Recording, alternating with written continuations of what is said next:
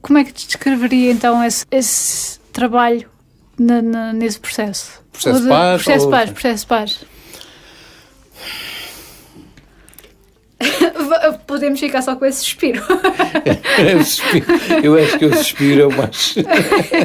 Não é preciso uma frase, é apenas um suspiro. O suspiro é de facto a melhor expressão.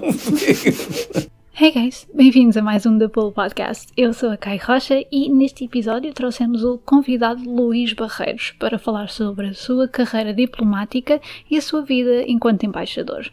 Passou por locais interessantíssimos, desde Maputo, durante a Guerra Civil, Bagdade, no Iraque, nos últimos tempos da presidência de Saddam Hussein e em Havana, Cuba. Para além disso, esteve em Nova Iorque, nas Nações Unidas, foi cônsul-geral em Boston e trabalhou também para o processo de paz para o Médio Oriente. Enfim, um percurso muito interessante sobre o qual vale a pena prestar atenção. Espero que gostem e até já!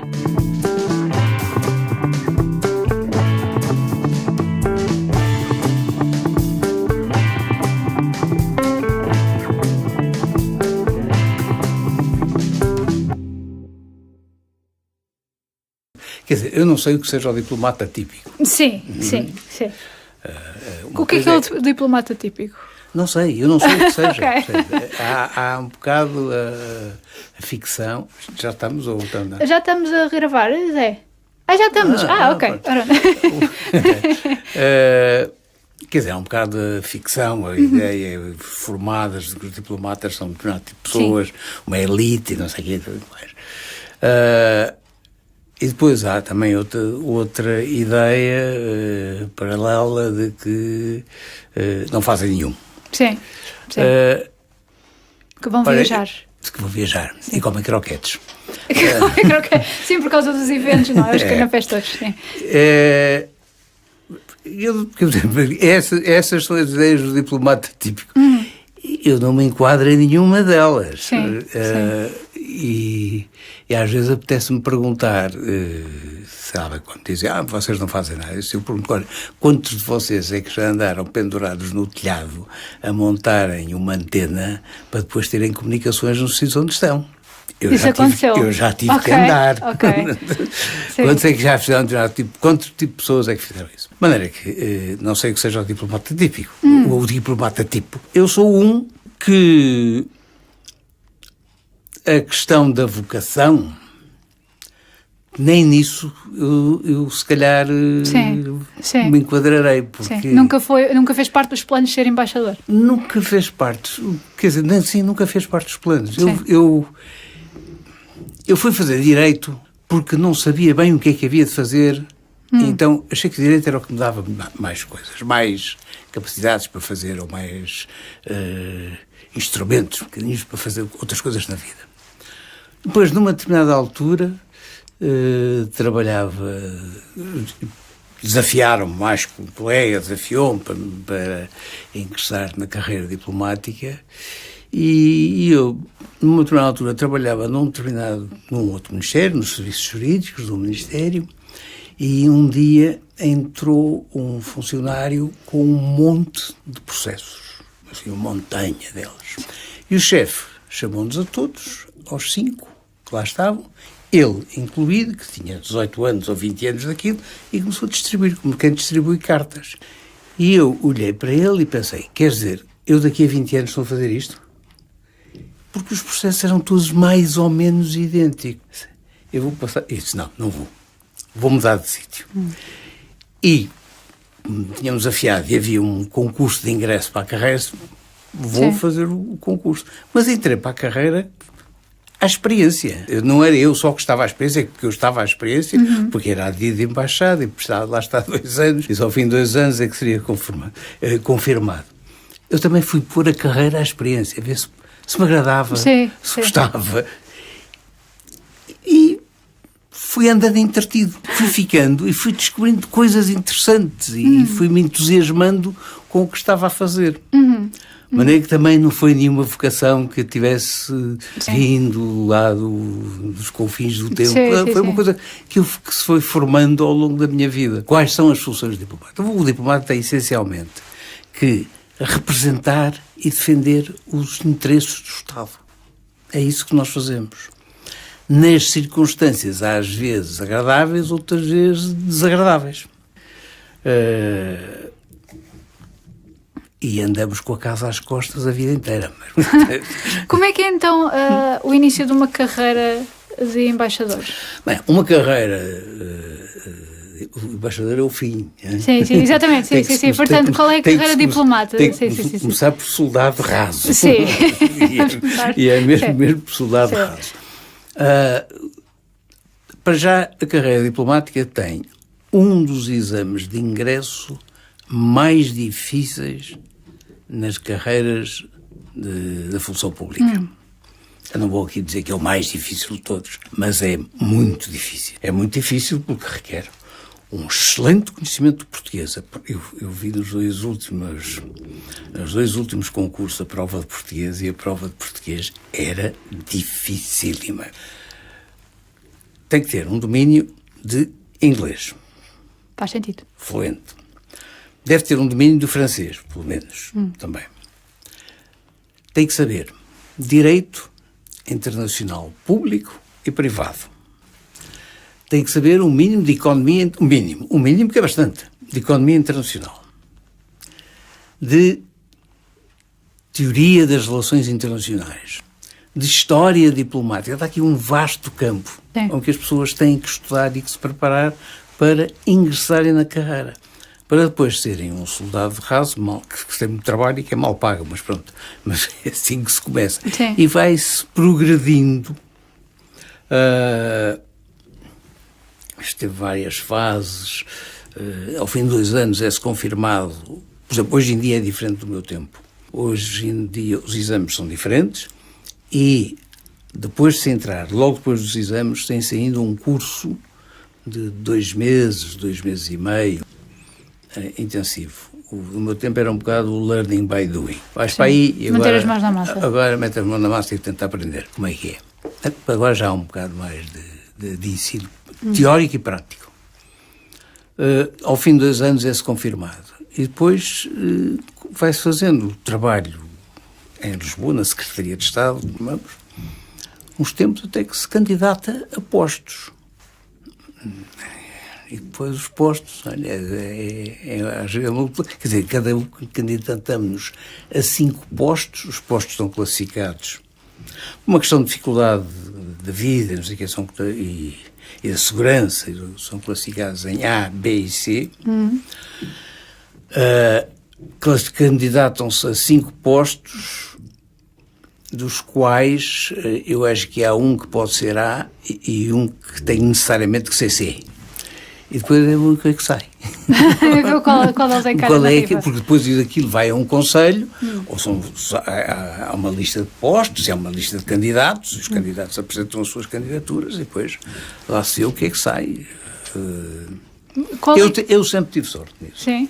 Fui sempre ao posto que quis, quer dizer, enquanto me foi dada a possibilidade de me candidatar, eu fui parar ao posto que queria, que tinha pedido. Ok, porque depois há uma parte em que não Há uma parte em que já é o ministro, o secretário-geral a nomear, ok. Já é outra coisa. Ok. Mas eu nos outros tive sempre sorte, mas também, primeiro posto, Maputo em plena Guerra Civil. Não havia assim foi logo um crash course. E não havia assim uma fila de candidatos. Sim. Havia mais um. Sim. Pronto, esse foi logo o primeiro. E depois fiz. Mas então candidatou-se para esse posto? Candidatei-me. Porquê? Porque eu tinha estado a trabalhar. Eu entrei e colocaram-me naquilo que se chamava na altura repartição da administração, que era uma coisa que me tinha sido oferecida de um outro ministério para ser chefe e eu tinha recusado. Ali, colocaram-me ali e eu, pronto, comecei a trabalhar naquilo. E trabalhei e tornei-me um bocado um menino Zezinho que sabia tudo aquilo. Mas o menino Zezinho estava farto, estava farto. Eu não entrei para a carreira para ser um especialista de administração, de gestão de contas, de coisas desse género, para outras razões. De maneira que eu disse, não, eu tenho que ir para um posto e tem que ser um posto daqueles, para já, tenha peso na política externa portuguesa e em que eu não seja só o jovenzinho que faz a cifra e que trata da mala diplomática. Faço isso, mas vou ter que fazer outras coisas. E meti-me e obviamente havia um embaixador excelente nesse posto, de saudosa memória, chamado José César Paulo das Neves, e obviamente eu era assim uma figura que eu tinha muita admiração, e com ele eu queria ir, e pronto, e foi um bocado isso que me levou. E como é que foi então essa transição de cá para Portugal para Maputo, em plena Guerra Civil? Foi mais pacífica do que aquilo que estava à espera? Não, foi... A primeira coisa, quando eu cheguei à Guerra Civil ainda não tinha chegado a Maputo. Ou antes dos arredores de Maputo, que entrou em Maputo, mas ando ali perto. Ainda não tinha chegado a essa zona. Do lado positivo. O lado negativo, eu cheguei no dia seguinte a uma tempestade tropical chamada Domoína. O que quer dizer que nós já tínhamos casas atribuídas. Eu tinha uma casa no 9º andar, que tinha água em todo lado, exceto numa única divisão. E que mobília tinha, salvo erro, 2 camas, ou 2 sommiers, ou coisa assim, ou 4 sommiers, já me lembro mais, eram 4, só havia um que estava seco. De maneira que foi, e a água havia em todo lado, no chão, nas paredes, não, nas torneiras não. Pronto. Pronto, nesse aspecto foi... Sim. Depois foi uma questão de me habituar às coisas. Sim, então. sim.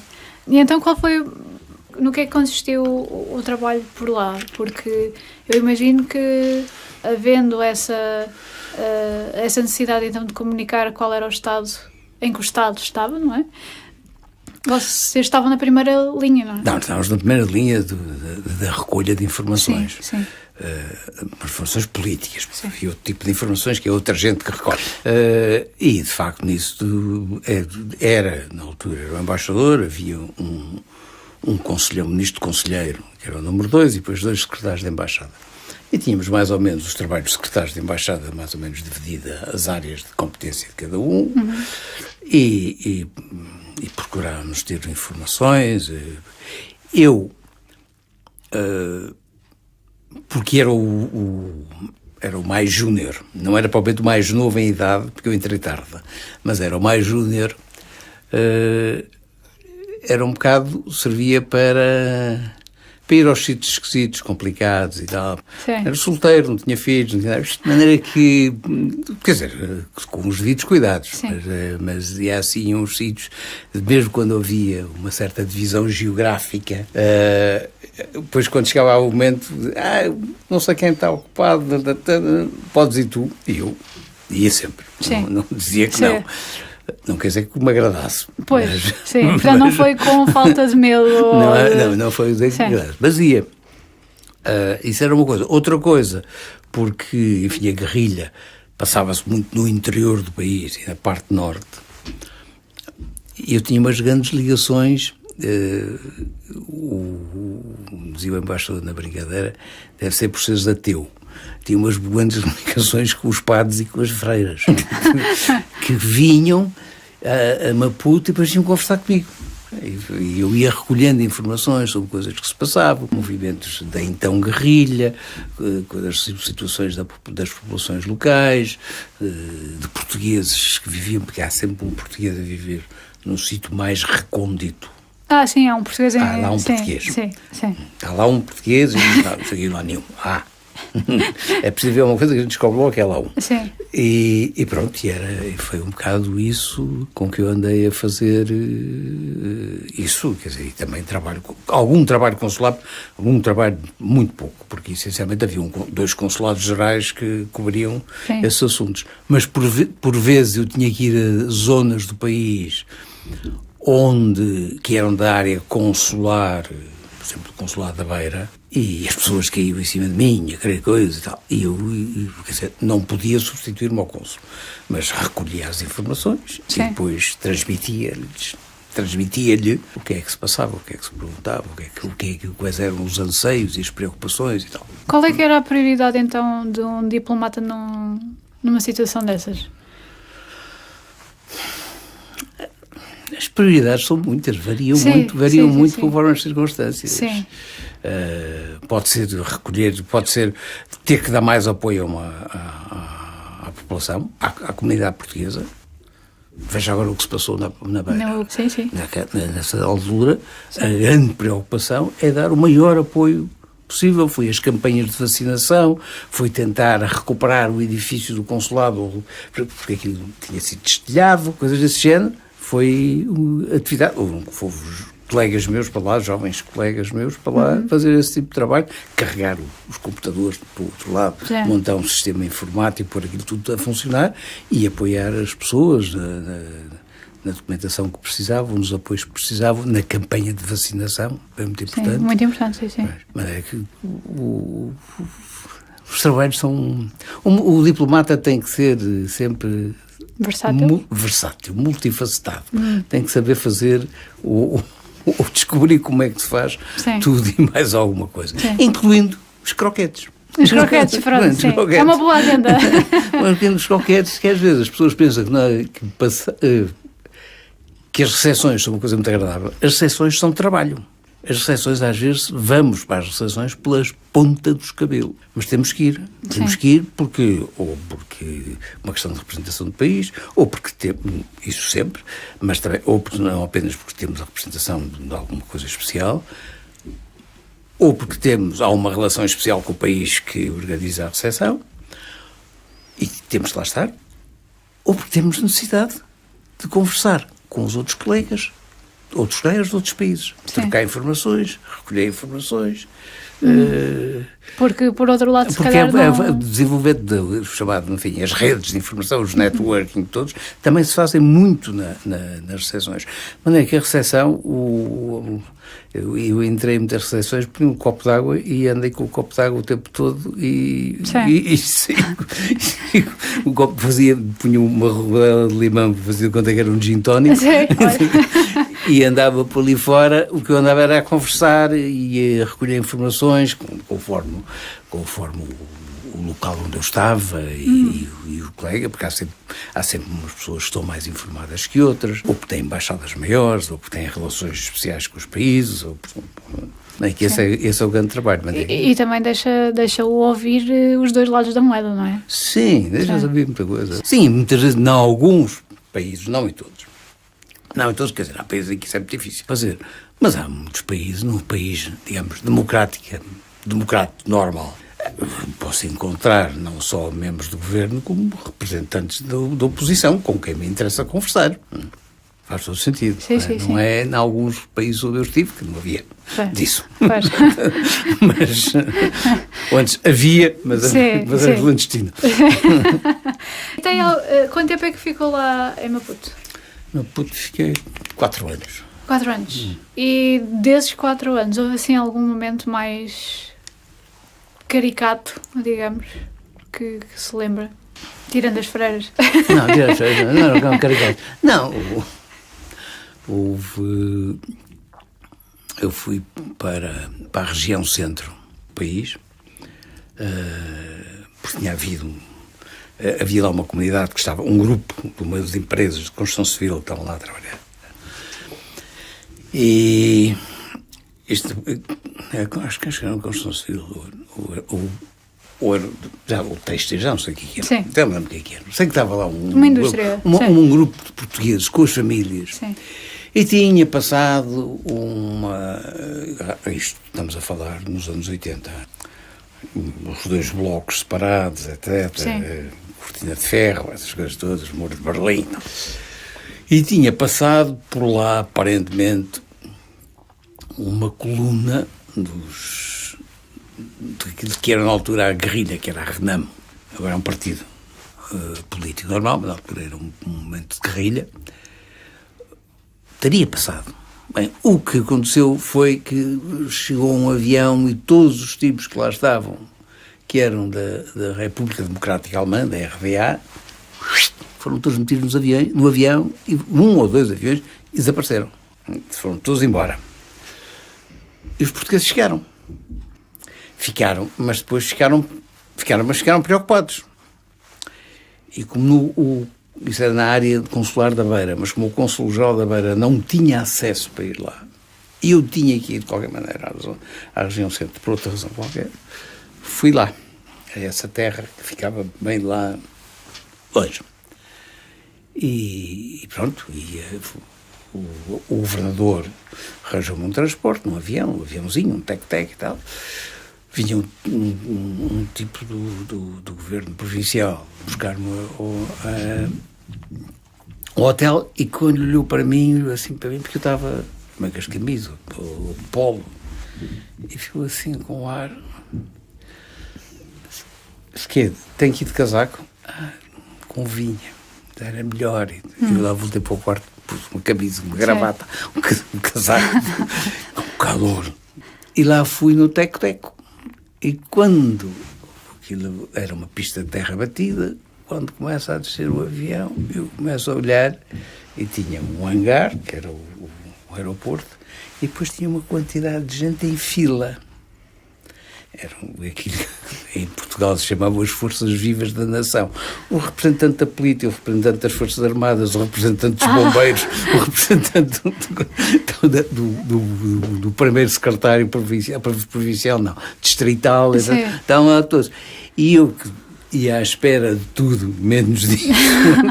De repente vi-me ali a cumprimentar toda a gente com um ar muito sério, muito compenetrado das minhas funções, quando eu estava à espera de encontrar uma quantidade de portugueses preocupados enfim, a terem a catarse, que era agarrarem comigo e discutirem como é que vocês fazem, que não estou a fazer nada.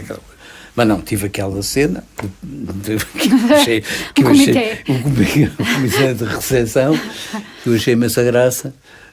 Fiquei um bocado encavacado, mas pronto. E depois lá me levaram, deram o que eles chamavam uma viatura oficial para me acompanhar. Coitados, naquela altura, no estado em que estava Moçambique, o carro era assim um bocado... Pronto, era o que havia. Era o que havia, faltava um bocado e tal. Mas pronto, era o que havia, e eles fizeram todo o possível. E depois tive a reunião com a comunidade portuguesa. E foi assim, 1 hora de catarse. Não me bateram. Não me bateram. Estava lá perto. Não me bateram, mas me berraram, discutiram, não sei o quê. E porque aí os aviões, e foram os RBA foram e tal. Foi uma hora em que eu tive aguenta-te, ouve e tal. Mas ao fim de 1 hora, como sabe, aquilo acalmou, conversámos e acabamos a reunião com eles. Mas então vai-nos mandar uns livros para a gente montar uma biblioteca. Já não queriam ir embora, já queriam era montar uma biblioteca. Nem que já passou, mas tive que aguentar talvez os 45 minutos de catarse primeiro. De pânico. Deitarem cá para fora toda aquela angústia, aquela ansiedade, completamente compreensível. Claro. E o meu trabalho era ouvir e tentar acalmar, mas depois, passado um bocado, já era palmadas nas costas e manda-nos os livros. Nós queríamos, então era bom que tivesse aqui uma biblioteca e arranjem o que é que podem arranjar. Já tinha mudado tudo e correu tudo muito bem. Correu tudo bem. Ótimo.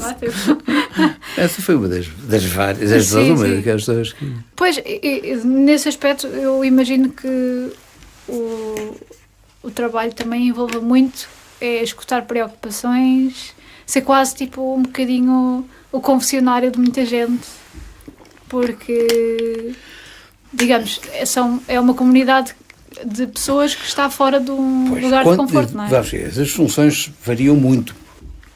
E se eu estava a exercer uma função consular que não era propriamente aquela que eu tinha, mas nas funções consulares nós temos muito isso, de ouvirmos as preocupações, as descargas emocionais, dar o apoio que é possível. Isso faz parte, e foi uma coisa que eu fiz. E depois eu também tive a minha fase consular autêntica, porque fui cônsul-geral em Boston durante 4 anos e meio, e devo ter feito não sei, eu saí de lá com o carro que tinha 70 mil quilómetros, carro que eu comprei, meu, e deve ter feito para aí 50 mil, passear, a ir a jantares da comunidade, a ouvir, a fazer discursos, às vezes no mesmo dia. Havia dias em que eu comia a sopa numa cidade, Fazia um discurso, metia-me no carro, ia para outra cidade e comia o prato principal no outro, e fazia um discurso, que eram sempre mais ou menos os mesmos, que as mensagens, e depois ia comer a sobremesa e tomar um café ao outro lado e fazia o discurso sempre com a mesma adaptação, porque a mensagem era sempre a mesma, é essencialmente a mesma. Integrem-se, participem. Mas andava a correr de um lado para o outro. Pois, exato. Ao menos dava asa a uma alimentação muito variada. Não era muito variada. Não? Okay. Eram todos bastante parecidos, mas enfim, o local é que era variado. Pronto, ao menos isso. E a companhia era variada. Claro. Digo uma coisa, foi uma excelente experiência profissional. Sim. Fiquei com um respeitinho pela comunidade portuguesa expatriada que... Então, mas porquê? Porque havia as capacidades de trabalho, aquela gente, a dedicação. Não são perfeitos. Levam com eles o paroquialismo e as capelinhas todas. Sim. Mas têm umas capacidades de trabalho, uma dedicação, umas preocupações com a educação dos filhos que é admirável. E muitos deles conseguem subir na vida de uma forma espantosa e mantêm sempre as raízes. Portanto, não se esquecem de onde vêm. Não se esquecem de onde vêm e fazem as coisas. Lembro de uma vez de uma festa, eu não sei, eventualmente por não ser religioso, às vezes tendia muitas vezes a organizar festas nos salões paroquiais, porque era território neutro. Sim. Eles iam todos, Sim. E não eram da ilha daqui ou da ilha daquela, da freguesia daqui ou da freguesia. Era a igreja. Sim. E lembro-me uma vez numa festa muito grande, depois acabou e o padre veio e protestou que estava com razão, que havia umas coisas sujas e era preciso limpar. E ficaram assim um grupo a limpar no chão e não sei como é. E eu a certa altura olhei, eu fiquei também para trás com a minha mulher, e a certa altura eu olhei e disse: quantos milhões de dólares é que estão aqui? Porque os 3 ou 4 que estavam ali a trabalhar, todos eles tinham começado de baixo e todos eles valiam nessa altura muito dinheiro, mas continuavam a apoiar a igreja, a apoiar a banda, a apoiar o clube, os diversos clubes. Que giro. Achas que esse tipo de... Agora com este novo êxodo de portugueses a ir para fora, acha que houve aí alguma mentalidade a mudar da comunidade portuguesa? Ou... Não, esta comunidade portuguesa... Eu confesso que não lidei muito com esta comunidade portuguesa. Sim. Confesso que não lidei muito pouco com esta comunidade, porque isto é uma comunidade recente. Com esta não lidei. Esta é obviamente diferente, porque ela sai daqui já uma comunidade culturalmente diferenciada, com níveis de educação ou níveis de escolaridade elevada, de formação académica, etc. É uma comunidade completamente diferente. Eu estou a falar de comunidades que saíram das zonas rurais de repente para a cidade, e que inclusive a falarem usavam termos que tinham aprendido só em inglês. Não gosto de nenhum conhecer em português, porque não existia. No seu léxico normal não existia aquela terminologia. Esta é completamente diferente. Agora, eu também lidei com outra comunidade diferente, que foi, quando estava em Boston, com a comunidade dos estudantes de pós-graduação e de doutoramento que estavam em Cambridge, Massachusetts. Sim. Em Harvard, no MIT, Sim. Nessas coisas, e aí esses eram diferentes, as necessidades eram outras, as conversas eram outras, as coisas que se faziam em conjunto eram outras. Sim. E eu outro dia ouvi com graça o seu ministro do Ensino Superior, de Ciência e Tecnologia, mas eu não completo, referir-se à rede dos pós-graduados, né, pelo mundo fora, e que ele tinha feito parte da primeira reunião que se fez, e eu também fiz parte dessa primeira reunião. Essa reunião teve lugar fisicamente em Harvard, salvo erro, ou no MIT, e Mas depois tinha ligações por vídeo e não sei o quê, para outros sítios, com outros contactos, e veio gente de fora. Mas eu ajudei muito aquele grupo que estava ali, da Harvard, MIT, na organização daquilo e na presença do então Ministro da Ciência, que era o Mariano Guerro. Mariano Guerro. Nessa altura. Foi lá. Esse então, quando esteve em Boston, isso foi a seguir a Maputo, não? Não, a seguir a Maputo foi para Nova Iorque, para as Nações Unidas. Ok. É um salto completamente diferente. É outro salto completamente diferente. Mas não foi por candidatura também? Foi, mas houve várias coisas e que não vale a pena aqui contar, mas eu apresentei uma candidatura na qual estava incluído Nova Iorque. Portanto... E de repente como mesmo Nova Iorque. Portanto, e depois desse trabalho em Nova Iorque, nas Nações Unidas, que eu imagino que tenha levado algum tempo. Estive lá 3 anos e... Sim. E depois foi um trabalho, sobretudo... Foi um trabalho completamente exaustivo. Imagino que sim. Trabalhava na área económica e desenvolvimento, que era uma comissão que sozinha, no primeiro semestre, sozinha tinha mais reuniões que as outras todas juntas. Ok. E por exemplo, nós tínhamos, na altura eram os 12 da Comunidade Europeia. Eu lembro de estar sentado na mesa nas reuniões de coordenação e cada vez que mudávamos de assunto, estávamos a tratar um assunto, depois mudávamos, e eu cada vez que levantava a cabeça tinha um alemão diferente na frente. Eles iam mudando de assunto, mudava o alemão. Sim. E do lado português era eu. Mas porquê? Porque havia vários comitês e nós... Não, é que a mesma comissão trata diversos assuntos. A dívida, a ajuda ao desenvolvimento, não sei o quê, várias coisas, não é? Nós tínhamos questões polivalentes. Questões ambientais, a pesca, não sei o quê, de alto mar. E os alemães cada um tinha as suas coisas. E o português é um que tinha tudo. Não era o único. Sim. Também só havia mais um que era o grego. Pronto. São povos que são conhecidos pelos enrascanços, não é? Tinha que improvisar. O que dava uma trabalheira enorme. Porque, sim, imagino. Mas pronto, fez. Sim. Depois disso voltei para Lisboa, vim trabalhar em Lisboa. Eu não sei se foi resultado da minha experiência de Maputo. Tinha uma excelente relação com os países africanos e com os de língua portuguesa mais ainda. De tal maneira que nós juntávamos todos os dias para tomar café nas Nações Unidas, a seguir ao almoço, e à meia da tarde, o cabo-verdiano, o angolano, o guineense, estávamos sempre juntos. E às vezes apareciam outros africanos que ficavam assim a olhar para nós com um ar, o que é que eu estou a fazer todos juntos? Que é que está ali o europeu a fazer ali naquilo. Mas nós fizemos a nossa CPL, tínhamos a nossa CPLP pequenina antes. Mas por causa dessa relação, eu trabalhei muito com os outros países africanos, em coisas que me interessavam no país, candidaturas e tal. E depois voltei para Lisboa e juntaram as duas coisas, multilateral e desenvolvimento multilateral e africanos.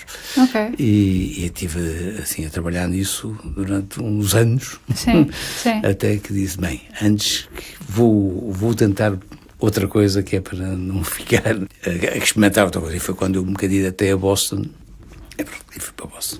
Depois desse projeto, para Boston, já estamos a nível de comandante, já não estamos... Não, estamos assim a nível de...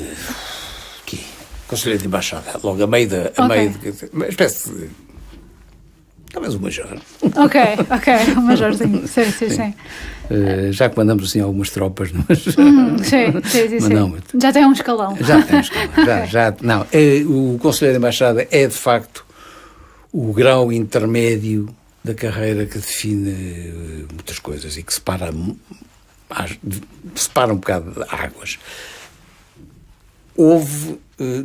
Teve muitas fases. No meu tempo, por acaso, o concurso para Conselheiro de Embaixada era mesmo um concurso. Com provas, entrevistas. Hoje em dia É um concurso, mas é menor. Vinham os colegas que estavam no estrangeiro, tinham que se apresentar em Lisboa, tinham que se não eram chamados a fazer isso. É sério, isso custava uma fortuna. Isso acabou, mas continua a haver um concurso, mas é um concurso é mais só papel, menos entrevistas. Mas pronto, foi essa fase. Depois o outro salto é a passagem de conselheiro para ministro plenipotenciário, que é a partir daí que se pode ser nomeado embaixador. Então, qual é a função de um conselheiro? O conselheiro... É conselheiro? Não é conselheiro. Não, a função de um conselheiro, normalmente um conselheiro que está em Lisboa, tenta ocupar cargos de diretor de serviços, se houver, ou equiparados, mas é essa mais ou menos a função. Logo já está a chefiar, normalmente está a chefiar já o serviço do Médio Oriente e Magrebe, se for uma questão na ordem política, por exemplo, ou na América Latina, é imposto, já se candidata, por exemplo, os lugares de cônsul-geral só podem ser ocupados por um primeiro secretário muito antigo, tem que ter, não sei quantos anos, primeiro secretário, ou um conselheiro de embaixada. E há outros cargos em que é um conselheiro de embaixada antigo ou um ministro plenipotenciário de segunda classe. Então, para balançar. São cargos que já estão destinados a determinadas categorias. Sim, para ter também um leque variado de... Não só para ter um leque variado, mas porque as funções já requerem uma experiência acumulada de anos. Sim. E qual foi o maior desafio em Boston? Portanto, tirando... Não, o maior desafio em Boston foi, de facto, foi trabalhar com a comunidade portuguesa e tentar ajudar, apoiar a integração da comunidade portuguesa na sociedade americana. Porque chocava-me imenso se houvesse portugueses a viverem há 30 anos e não tinham um único documento americano que não tinham direito a eles. Quer dizer, documento americano, quer dizer, tinham a chamada Green Card, a autorização de trabalho, mas não tinham, mas podiam ser cidadãos americanos e não eram. Podiam votar nas eleições e não o faziam. E esse foi um trabalho que tive que fazer. Depois outra coisa na qual ocupei o último ano e meio que lá estive, os últimos 2 anos, foi tentar organizar uma associação empresarial dos empresários portugueses. Não podia ser porque a lei americana não podia permitir que se extinguisse, mas havia assim uma coisa que tinha ali o português que identificava aquilo com os empresários portugueses, foi apoiá-los, incentivá-los a fazer, primeira coisa, explicar-lhes, enfim, ou sensibilizá-los para as vantagens, depois apoiar na redação dos estatutos. Informar. Sim, informar.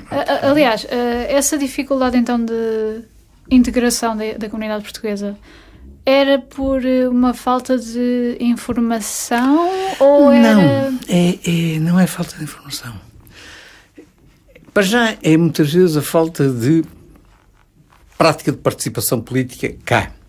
Repare que nós estamos a falar de comunidades portuguesas pré-25 de Abril, a maioria delas, essas, sem participação nenhuma política. Dar-lhes essa noção, fazê-los sentir essa necessidade e tal.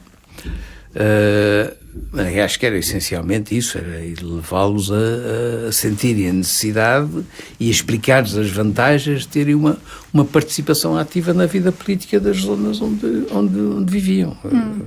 Acha que, aliás, isso é uma questão grande para a taxa de abstenção que nós temos? Só aqui uma à parte. Não sei, se não é essa tradição de, digamos, de não envolvimento nas nossas... Eu vou-lhe dar um exemplo. Eu vivia em Nova Iorque, essa altura, quando estava em Nova Iorque, e vivia numa rua que ia dar ao rio. E a certa altura o mayor de Nova Iorque discutiu, o mayor ou o governador, já não sei, um deles, discutiu a hipótese de havia uns atracadores que não eram utilizados, usar esses atracadores para e havia sobrepopulação nas prisões, nas cadeias, para fazer umas cadeias flutuantes, uns navios flutuantes que serviriam de cadeia e que estavam atracados ali. Aquela população toda do meu bairro saiu tudo para a rua a protestar, abaixo-assinados por todo lado. E eu explicava que eu não podia assinar nada, porque era estrangeira, era diplomata, mesmo moras aqui, tem interesse, mas não posso. Estou proibido de fazer isso, eu não posso participar. Mas em Portugal isso aconteceria. Talvez agora alguém se queixasse na internet. Talvez agora começasse a haver por internet movimentos desse género. Agora, movimentos cívicos dessa ordem, das pessoas virem ordeiramente, a recolher assinaturas e coisas desse género. Não me lembro. Portanto, já é uma tradição que já vem de... Já é uma tradição que vem de muito de trás. E a nossa tradição do deixa andar, alguém toma conta de nós, também, infelizmente, também já vem de muito de trás. Uma questão que também gostaria de perguntar era: será que a própria sociedade americana deixa uma pessoa assimilar-se totalmente? As coisas quais? As coisas nos Estados Unidos? Sim. Mas isso é um problema interno dos Estados Unidos. Sim, lá está. Isso é um problema interno. Sim. Eles podem ter a sua opinião, eu também terei a minha, mas é pessoal e não posso transmitir. Pelo menos enquanto tiverem funções não posso. Mas... vamos cá ver. A sociedade americana tem muitas faces. A história da sociedade americana. Há muitos Perrys que eram Pereiras, mas não estamos a falar de Pereiras na segunda metade do século XX, estamos a falar de gente anterior.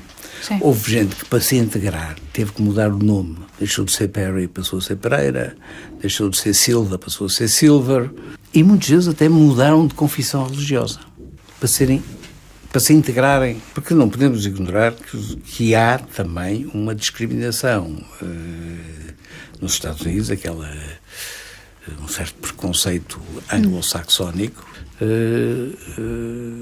que existe.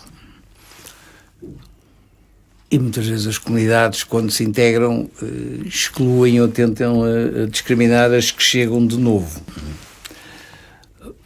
Por exemplo, na zona de Boston, na zona de Massachusetts, uma das grandes comunidades é a comunidade irlandesa. Mas a comunidade irlandesa, no século XIX, teve grandes dificuldades. Exatamente, sim. Já foi muito mediatizada.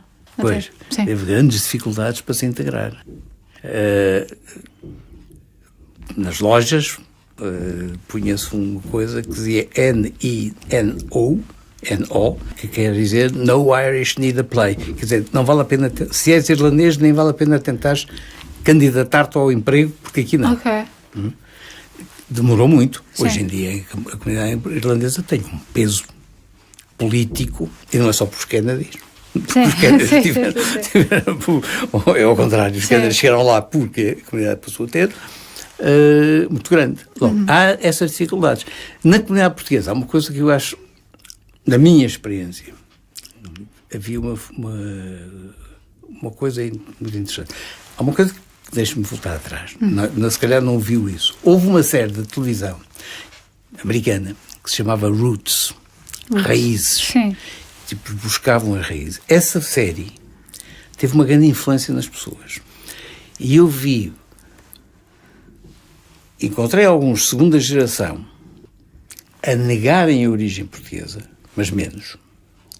E de terceira geração a irem buscar a origem portuguesa e a afirmarem as suas raízes. Às vezes já não falando português, mas indo buscar as raízes portuguesas. Porquê que... Foi um bocado essa influência de descobrir as raízes e deixar de ter vergonha de onde é que vinha. De onde é que se vinha. Pelo contrário, passar a ter orgulho no que se tinha. Por outro lado, Portugal tinha mudado bastante. Também havia razões para ter orgulho em Portugal, no que era Portugal. Mas vi muita gente... Eu estava a pensar era o diretor de uma grande companhia de seguros de saúde.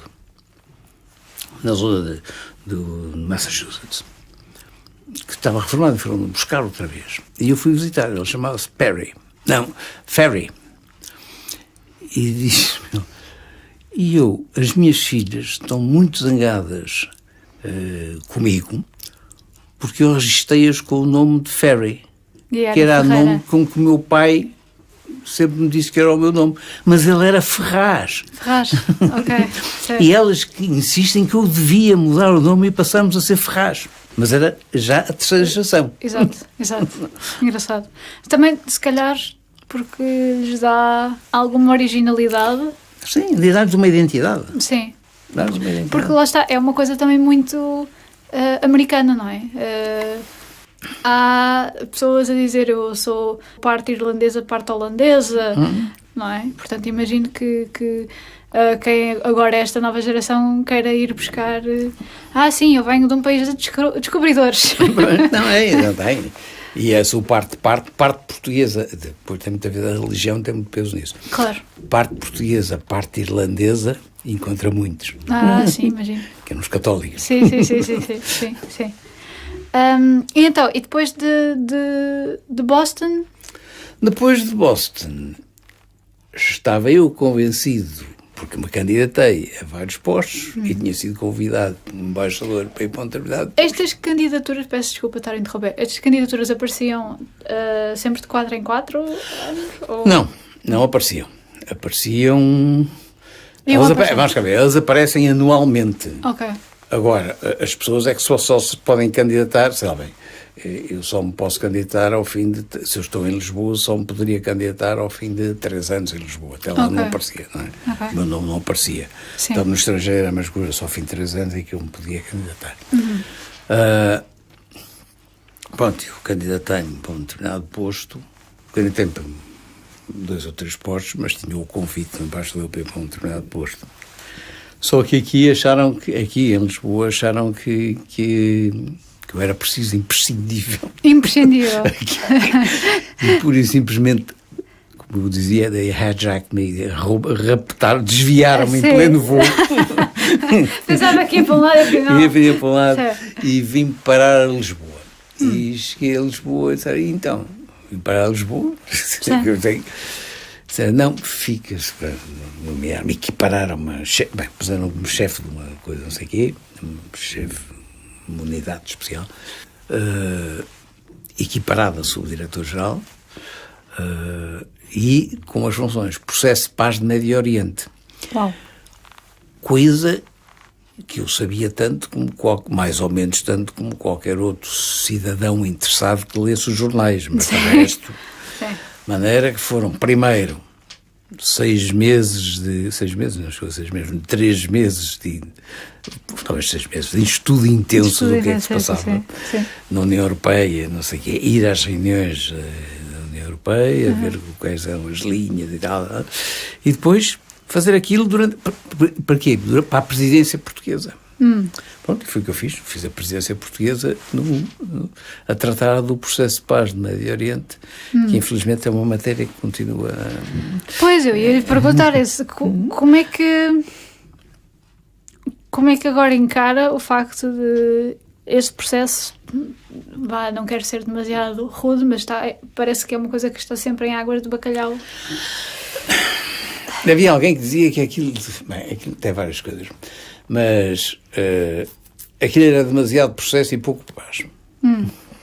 Tinha muito processo, muitas coisas processuais, mas é preciso vontade política. E numa determinada fase houve alguma vontade política dos dois lados em avançarem, mas infelizmente essa vontade política passou rapidamente e pronto. E não, mas em avançar, mas ao mesmo tempo não se coibiam, não paravam um determinado tipo de coisas. Maneira que aquilo continuou sempre a arrastar-se. E... Teríamos chegado a um ponto em que até é conveniente para certas partes esse processo político, esse processo de paz estar ainda não resolvido? Ouça, em qualquer situação há sempre alguém que ganha. Há sempre alguém que consegue tirar proveitos Sim. de uma situação, não é? Sim. Até o facto de haver uma não situação.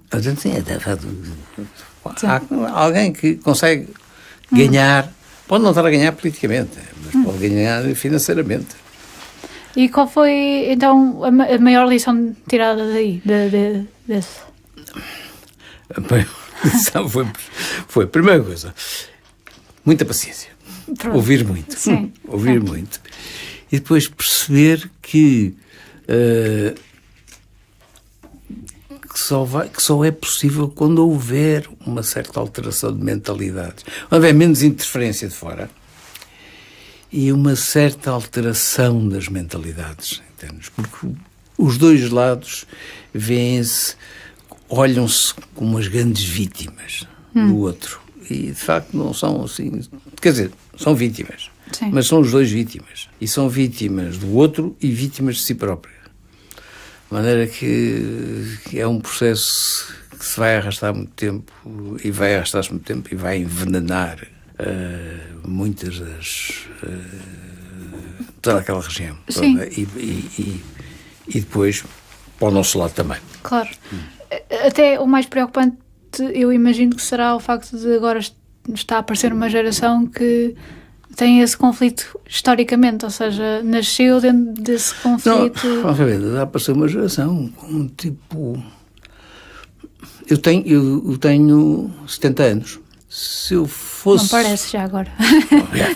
Se eu fosse palestino ou palestiniano, tinha grandes hipóteses de ter nascido num campo de refugiados. Pois. E não conhece outra realidade. E não conhecia outra realidade. E depois tinha o mito do que era a terra, quando era antes e tal. Depois também são os mitos todos. Os mitos das terras prometidas vêm por todo lado. De maneira sim. Mas de qualquer maneira havia isso. E há gente ali que nasceu... nasceu assim e a geração nova que nasce a sofrer as consequências de um lado a sofrer as consequências de ataques, do outro lado a ter também ataques e a sofrer as consequências de uma crescente militarização da sociedade, de crescente influência das religiões. Nós estamos a andar para trás em muita coisa. As guerras eu já estou a divagar, mas já estou a filosofar. Mas, de facto, estou a ver muito aquilo que eu pensava que se tinha acabado, que eram as guerras religiosas. Eu estou a vê-las aí... Começam a aparecer.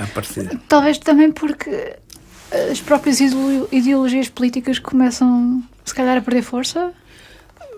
Se calhar começam a deixar-se... Não, deixaram de... Algumas delas deixaram de dar satisfação às ansiedades das pessoas. Sim. E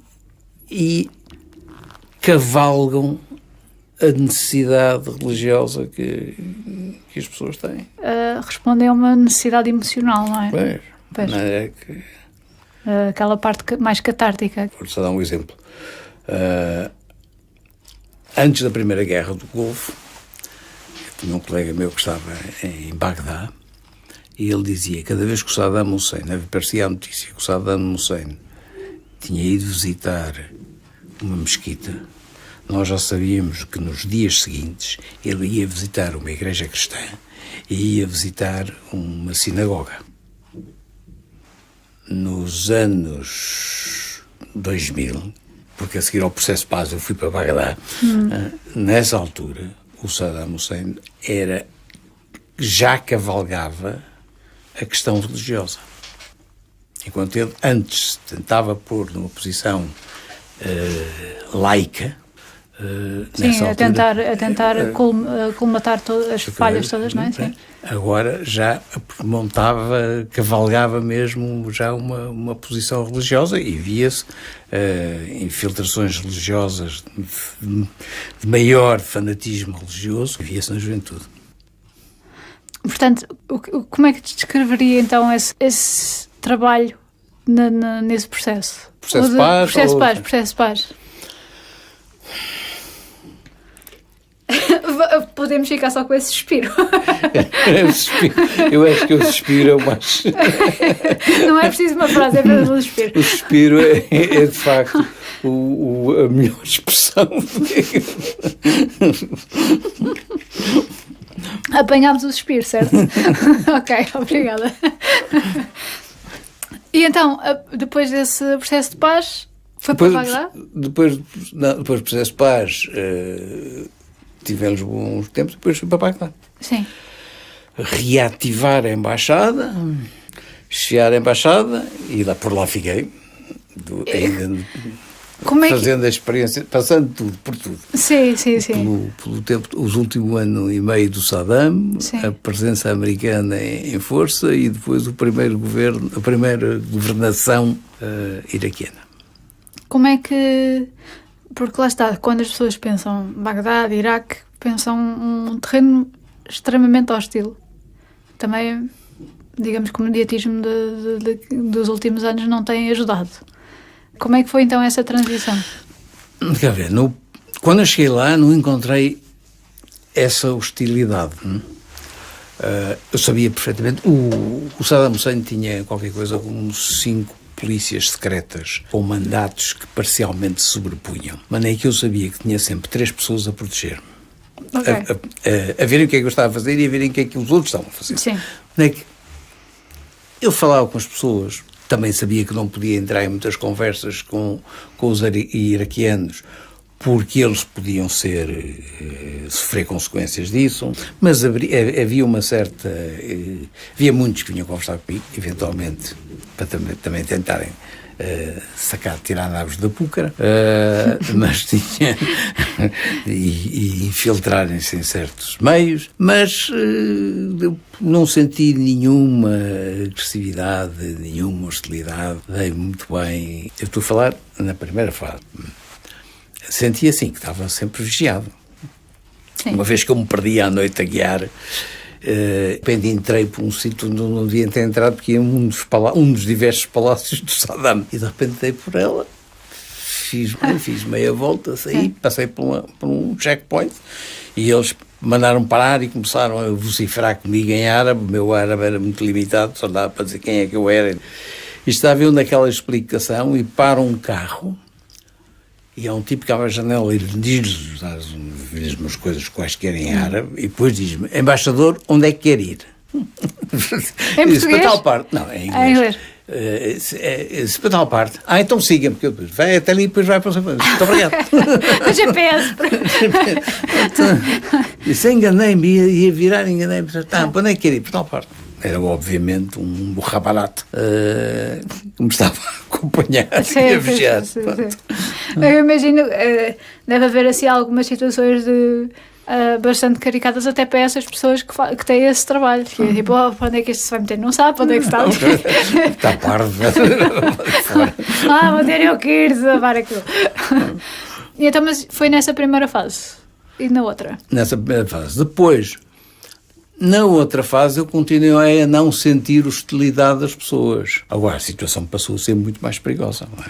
Porque havia ataques, havia carros-bombas, havia bombas nas ruas de estrada. Eu depois disso, depois de ter saído do Iraque, a guiar nunca passava por cima de um saco de plástico. Sim. Um saco de plástico. Via qualquer coisa na estrada que não devia estar na estrada e eu desviava-me. E qual foi, maioritariamente, então, as funções nesse posto? Imagino que seja um bocadinho tudo no mesmo, não é? Era tudo no mesmo, quer dizer, não tinha a parte consular porque não havia comunidade portuguesa. Sim. Não havia? Não. Okay. Havia. Então não há um português em todo lado. Não, havia 3 senhoras. Ok. 3 senhoras. Uma trabalhava na embaixada. Ok, pronto. As outras 2 apareciam lá, mas quer dizer, não precisavam de grande coisa. Não precisavam. Okay. Uma vivia entre Bagdá e Amman, mas é que tratava das coisas em Amman. Pronto. Okay. A outra estava ali um bocado perdida. Essa é que precisou mais de ajuda. Mas não eram 3, eram 4. Havia 2 que precisavam de ajuda. Uma que estava todas mulheres? Todas mulheres. E todas com histórias completamente diferentes. Uma, a que trabalhava na embaixada, era enfermeira, tinha emigrado para a Inglaterra e em Inglaterra conheceu um jovem oficial da Força Aérea iraquiano que estava a fazer um curso e casou com ele.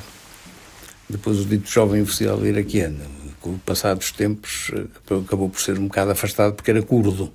Era curdo, não sei, acho que era curdo. Sim. Maneira que sofreu algumas consequências económicas graves. Pois. Por isso é que ela trabalhava na embaixada. Houve uma outra que foi para lá trabalhar. Bem, uma era casada com um empresário tipo jordano que tinha negócios lá e tal, mas que andava para trás e para frente. Bom, antes tinham casa lá, mas também tinham casa na Jordânia. Depois havia uma. Ela foi para lá como bailarina ligeira. Bailarina ligeira? Tire daí as interpretações todas que quiser. Ok. E ficou lá e casou com um iraquiano e viveu lá a vida inteira. Pronto. E finalmente havia outra, que era a que estava em piores situações económicas, que era uma que tinha ido para lá como empregada doméstica de um embaixador ou de um funcionário, de um diplomata belga, que tinha estado cá, que a tinha levado para lá, e depois lá casou com o cozinheiro, salvo erro. Okay. Pronto, e ficou a viver lá. Essa já quase que não falava português. Falava assim uma coisa esquisita entre umas palavras de português, umas palavras de inglês, umas palavras de árabe. Era uma linguagem às vezes um bocado confusa. Mas essa tinha uma coisa muito engraçada. Quando se reuniam, levava grelos. Porque havia grelos lá na zona. Ela morava nos arredores. E ninguém comia. E ela colhia. Colhia os grelos. E levava os grelos às outras. E as outras ficavam encantadas. Claro. Então um arrozinho de grelos tão bom. Eu essa perdi-lhe o rastro. Eu, fim ao cabo, acabei não perdi o rastro. Houve duas delas já faleceram. Aqui era a que trabalhava na embaixada, perdi-lhe o rastro. Mas perdi o rastro. E essa também, depois. Porque a que esteve na embaixada ficou a trabalhar na embaixada, mesmo depois de eu ter saído. Sim. Não havendo comunidade portuguesa, só havendo então essas 4 mulheres, quais eram então as funções por lá? Portanto, não era tanto... Ou seja, as funções diplomáticas não se limitam às comunidades portuguesas. Claro, sim. Se limitam a isso. Sim. Não, havia funções, havia relacionamento político, havia relacionamento económico, os petróleos, havia todas essas... Que são as duas coisas ao mesmo tempo, é política e económica.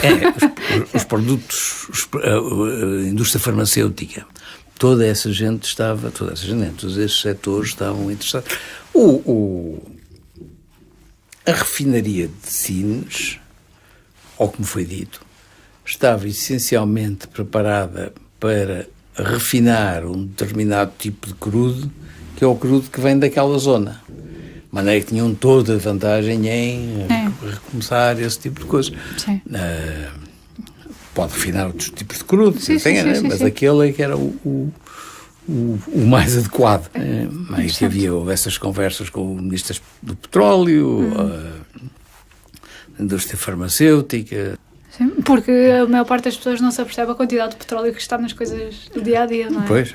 Até nas garrafas de água que temos aqui à frente. É um subproduto dele. Sim. Eu tento imaginar, obviamente que a minha imaginação provavelmente, ela é muito vasta sim, mas provavelmente não é tão fidedigna como de certeza a experiência aqui do Luís, que é o que é que acontece quando um atentado terrorista ocorre? Qual é o papel de um... A primeira coisa é saber se por acaso há portugueses nas vítimas. Sim. Isso é a primeira preocupação, logo. Sim. E depois é informar. informar o governo português do que é que se passa, não só em relação à existência ou não, se houver vítimas é preciso acompanhá-las. Sim. Ali era pouco provável haver, exceto os militares que estavam ainda à Síria, mas esses tinham todo o sistema deles, não era preciso a embaixada lá ir. Mas era isso, e era depois dar a informação sobre enfim, como é que tinha pedido. Mas essa informação faz-se através dos correspondentes jornalísticos que lá estão? Não. Essa informação é feita por nós, por isso é que eu andava em cima do telhado a montar a antena. Foi lá em Bagdá? Ainda por cima. Por isso é que eu andei em cima do telhado a montar, mais que uma vez, em cima do telhado a montar a antena. Era feito por telegramas encriptados, por um sistema de cifra e tal. Comunicava para Lisboa e recebia para Lisboa via satélites. Na altura, ainda hoje? Hoje a embaixada está desativada, não sei, mas há muitos sítios que é via satélite. É sempre via satélite. Muitas coisas têm que ser via satélites. Não há... Talvez é porque seja a mais segura, não é? Não é porque ser mais segura, é porque muitas vezes é a única forma de comunicação que tem que ser via satélite. Eu ali nessa altura, eu não tinha nenhuma forma de comunicação. Nessa altura, quer dizer, até os americanos começarem a distribuir telefones portáteis, telemóveis, com um número, que era um número de uma zona do estado de Nova Iorque, até chegar a essa fase, nós não tínhamos nenhuma forma de comunicar, nem com as capitais, nem entre nós, entre nós podíamos mandar um mensageiro, voltávamos aos tempos antigos, mandávamos um mensageiro e tal, com as capitais só mesmo por telegrafia, por ligações por satélite, faladas, orais ou por escrito. Preferência por escrito, porque dá menos asa a interferências. Sim, exatamente. Eu agora estou a imaginar este podcast não tem assim muitos ouvintes, mas eu imagino alguém que tenha mais tendência para a teoria da conspiração pegar logo nessa pequena informação sobre os americanos darem telefones. Não, os americanos precisavam de comunicar. E eles precisavam de comunicar entre eles. Precisavam de comunicar com os diversos ministérios que eles foram montando e com as autoridades locais que eles foram instalando.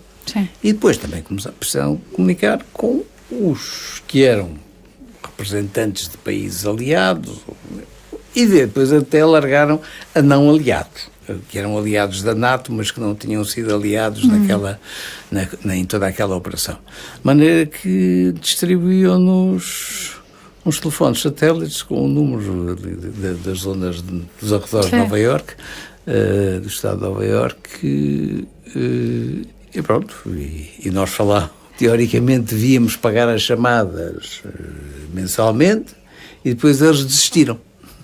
Desistiram? Desistiram, nunca. Acharam que era muito complicado, devem ter achado que era muito complicado. Depois já tinham perdido o rastro aos satélites, aos telefones que tinham distribuído.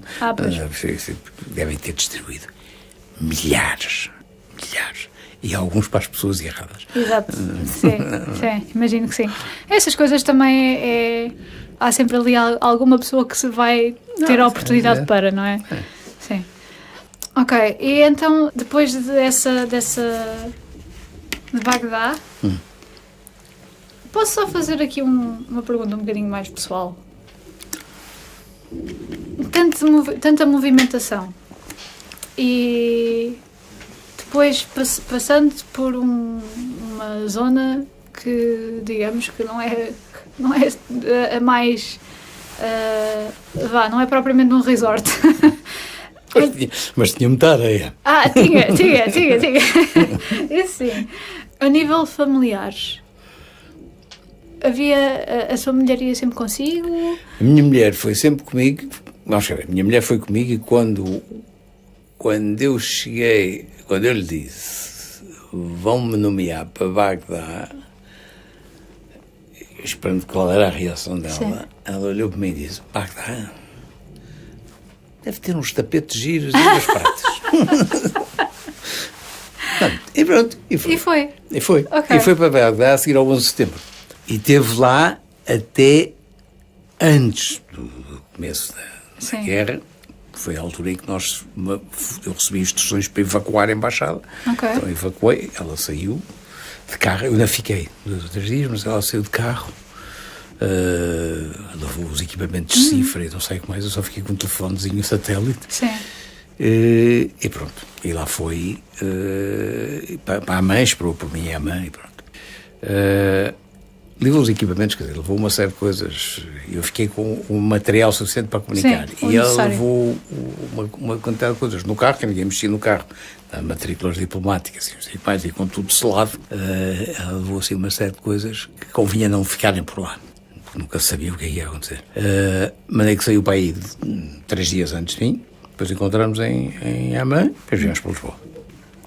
A seguir, quando os americanos entraram em Bagdá, pá, aí 15 dias depois eu regressei para ver como é que estavam as coisas, e depois o ministro disse-me: O ministro português? O ministro português, é preciso alguém lá, e convém que seja alguém que já conheça os cantos à casa, pelo menos nos próximos meses, até eu nomear alguém, de maneira que vais para lá outra vez, vais para lá. E eu aí fui, mas aí a minha mulher não podia ir já, que isso a partir de certa altura, porque as condições de segurança não o permitiam, e isso deve ter sido, e isso foi sem dúvida a parte mais difícil para ela, porque via as notícias, enfim, os média têm a tendência para empolar as coisas. Havia as notícias e uma vez, na noite em que foram mortos os filhos do Saddam, ela telefonou-me, ela disse: o que é que se passa? Mas eu estou a ver na televisão tracejantes e disparos, e está tudo a celebrar. Não se passa nada. Não se passa nada. Agora eu não posso estar aqui ao telefone, porque eu tinha que estar no jardim. É que elas não ficam lá em cima. Pois não, ela. Mas não se preocupe, não se passa nada, está tudo calmo, não, está tudo na celebração. É esse tipo de deitoso, mas é só celebrações.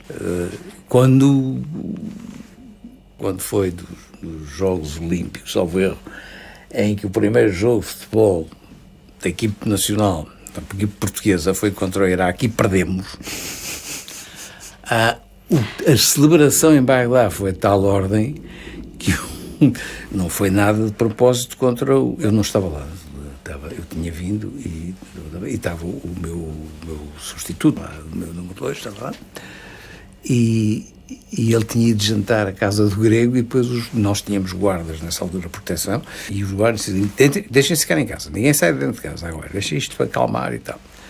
E quando acabou, descobriu-se que o capô de um dos carros e um buraco. Ai.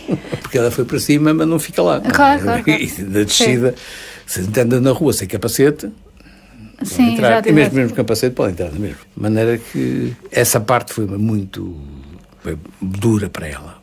Sim. Foi bastante dura. Foi dura e, sobretudo, foi dura porque, em vez dos tais 3 meses, durou 1 ano e meio. Ou mais que isso. De maneira que... O panorama, então, nessa altura mudou um bocadinho, não é? Porque... Mudou bastante. Sim. Estou a usar eufemismo. Mudou bastante. Porque, lá está, já não era uma coisa... não era bem uma coisa oficial, não é? Tinha o seu grau de oficialização, mas...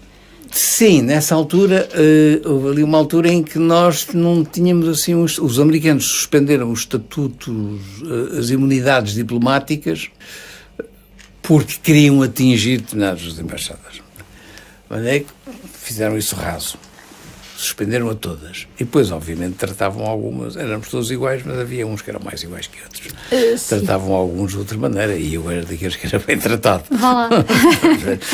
Portugal era daqueles que era bem tratado, e outros que éramos bem tratados. Sim. Por isso é que tive lá rapidamente o telefone de satélite, o telemóvel. Sim.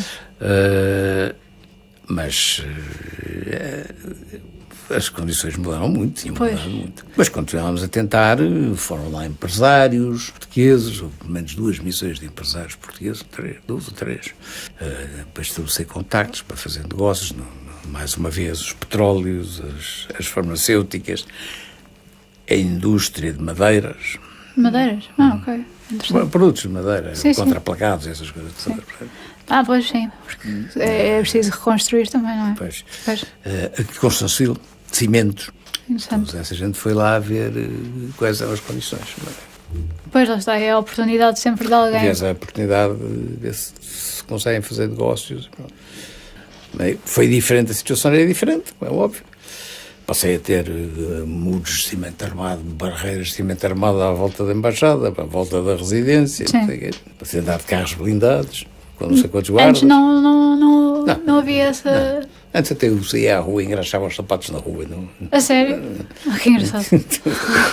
Mas lá está, uma pessoa não pensa nisso. Não, a primeira imagem de... Eu digo isto porque havia um engraxador que era demorava, era preciso ter muita paciência, porque demorava muito tempo. Mas chegava lá com uns sapatos velhos, saía lá com uns sapatos novos, que ali, aquilo lá. Sim, então faz com calma, mas faz bem feito. Fazia bem feito. E eu tinha esse engraxador. Depois fiz-o lá uma vez e disse, não, estás feito parvo, porque a esta hora já metade da população sabe que o representante de Portugal está aqui na esquina, de maneira que acabou isso. Pronto, e mudou muito, a minha vida mudou muito, deixei de ir às compras, ir aos supermercados, passou a ser o cozinheiro que ia comprar. Houve alguma vez em que temeu pela sua segurança? Eu temia pela segurança, temia, quer dizer, nunca me foi apontada nenhuma arma. Mas também a segurança temia. Havia sempre aquele ambiente de... O meu quarto tinha uma parede, um vidro enorme, e eu encostei um colchão a tapar, além de ter ter colocado uma película quanto à fragmentação do vidro, ainda encostei um colchão enorme a tapar aquilo. E passei muitas noites debaixo da cama, quer dizer, de repente estava a dormir, ouvia um barulho, e durante muito tempo dormia com a cabeça tapada. É uma questão psicológica, mas é a ideia de que podia ficar cego com os vidros. Então dormia com uma almofada a tapar a cara. Mas mais que uma vez que eu de repente saltava para o chão para debaixo da cama e deixava-me lá ficar. Por causa dos barulhos. Por causa não sabia o que é que podia acontecer. E ali era menos provável que... Quer dizer, que se houvesse alguma coisa caía em cima da cama, não caía em cima de mim. Sim, ao menos amortecia, não é? Ao menos amortecia. Mas isso, houve várias coisas assim, desse género, mas não... Muitas vezes tive que, quer dizer, tinha que fazer coisas, tinha que ultrapassar os meus medos. Como por exemplo? Não, tinha que ir a sítios em que eu sabia que era perigoso e era engolir e ir. Tinha que ir mesmo. Eu estava lá para trabalhar, não estava para... Sim. E nessa altura tinha as tais 3... Sentia que ainda tinha as tais 3 pessoas? Não, nessa altura já não tinha. Pois. Aí deixei de ter. Deixei de ter, porque ele desapareceu. Deixei de ter. Aí deixei de ter qualquer proteção, exceto a proteção que eu arranjava. Primeiro arranjei uns tipos para me ajudarem. O guarda da casa. E depois arranjei depois, passados uns meses, mandaram-me de cá do grupo de operações especiais da polícia, 16 pessoas. E então teve lá quanto tempo extra? Extra não foi ele, não contou como extra. Até porque quem me disse isso, vais para lá 3 meses, era um ministro, entretanto esse ministro caiu. Mas passou a ser outro. Mas acabei por estar, eu fui para lá em junho, e acabei por ficar até dezembro do ano seguinte. Sim. Ou foi 1 ano e meio. E a seguir? Qual foi o... A seguir fui para a Croácia. Que já tinha passado a fase da Guerra Civil. Sim. Era que... era complicado em muitas coisas, mas já tinha passado isso. Depois de Bagdá também, eu imagino que alguma coisa pareça... Como diz o outro, peanuts, não é? Um bocado. Mas tive que reaprender a dormir em cima da cama. Pois, sim. E deixar de entrar... Porque eu, de facto, não o reconhecendo, quer dizer, isso não é reconhecido, infelizmente, ainda. Mas as situações em que nós estamos cria, de facto, um certo traumatismo pós-traumático. Sim, síndrome pós-traumático. Síndrome pós-traumático. Sim. E eu, durante tempos, tinha, quer dizer, a cena mais... havia a história de não passar por cima de um plástico. Havia um carro parado, um caminhão parado e contraía-me todo. Mas a cena mais ridícula foi eu estar na embaixada, no primeiro dia que estava na embaixada tenho que te explicar uma coisa antes. Quando havia uma explosão em Bagdá, a primeira coisa que se fazia era olhar para o relógio. Para o relógio? Sim, porque se a explosão fosse à hora certa, às 11, ao meio-dia, à 1, era uma explosão controlada. Os americanos procediam a explosões de paióis a horas certas. Normalmente encontrada a hora. Nem que a gente sabia isso. Em Zagreb, não sei se reparou, não sei se estive em Zagreb, se tivesse a oportunidade, não. Há um canhão que dispara ao meio-dia. E eu estava no gabinete, que era da altura da embaixada do sítio, era na praça principal, e ouço o canhão ao meio-dia. Quando eu vi o canhão ao meio-dia, olhei para o relógio. Meio-dia? Meio-dia. E por isso, aqui não há explosões controladas. E quando eu por ela estava debaixo da secretária, o coração ia-me saindo para a boca. Numa situação, até que, calma, depois de repente, isto passa-se tudo em segundos. E depois, peraí, eu li uma coisa sobre um canhão que dispara ao meio-dia. Depois habituei-me que o canhão disparava ao meio-dia. Claro. Mas houve aquele momento. Mas naquela primeira vez, eu entrei perfeitamente em pânico. Porque havia uma explosão controlada no sítio onde não devia haver explosões controladas. Não era suposto haver explosões controladas. Sim. Pois, sim, eu imagino que alguém deixava cair um prato e... Não, isso não era, mas havia coisas que... Sobretudo, assim... São coisas muito mínimas, mas que... Mesmo mínimas, havia coisas que nos fazem lembrar. De repente eu entrava... Tive há um antigo campo de concentração e de morte da Segunda Guerra Mundial na Croácia, e havia uma cerimónia que se deu pouco tempo depois da cerimónia anual, e estávamos todos lá em fila indiana com os ramos de flores, diversos embaixadores, gente, numa zona descampada, e era a primeira vez que eu estava num descampado. E falou não sei se falou o cardeal, se falou um bispo, um católico, falou mais não sei quem, e a certa altura falou o imã. Eu ia ouvindo aquilo em croata. Não percebi nada. Ouvia quem era a apresentação de quem era e de repente ouço aquela frase normal do Corão, Alhamdulillah, e quase que mergulhava porque foi de repente a mesma coisa, a mesma sensação, e por isso isto é o imã.